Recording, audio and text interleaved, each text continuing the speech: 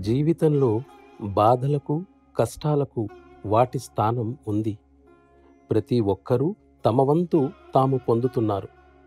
మహా ఋషులకు సైతం వారి కష్టాలు, బాధలు వారికి ఉన్నాయి.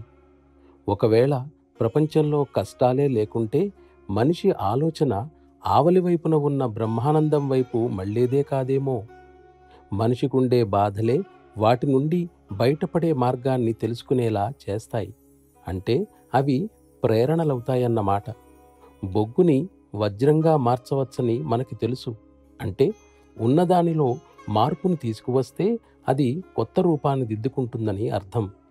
సరి అయిన పద్ధతిలో ఉన్నప్పుడే అది ఉపయోగంగానూ చక్కగానూ తయారవుతుంది.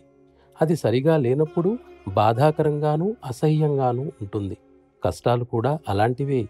మన మనసు చేసే విపరీతమైన ఆలోచనలు మన విచక్షణాశక్తిని పూర్తిగా నీడలా కప్పివేశాయి.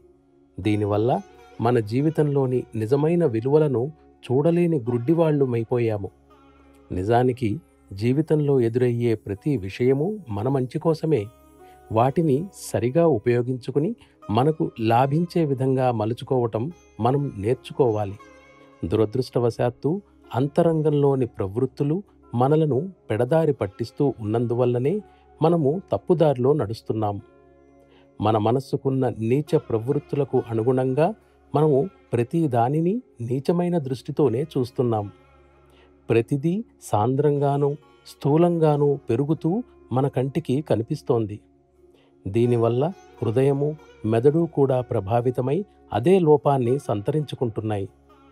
సత్యతత్వాన్ని చూడలేనంతగా వాటి మీద పొరలు ఒకదానిపై మరొకటి ఏర్పడటం మొదలైంది. ఏదో ఒక సమయంలో సత్యతత్వ ప్రవాహం వేగంగా హృదయంలోనికి చొచ్చుకు వచ్చినప్పుడు జ్ఞానోదయం అయ్యేటంత వరకు ఈ స్థితి ఇలా కొనసాగుతూ ఉంటుంది.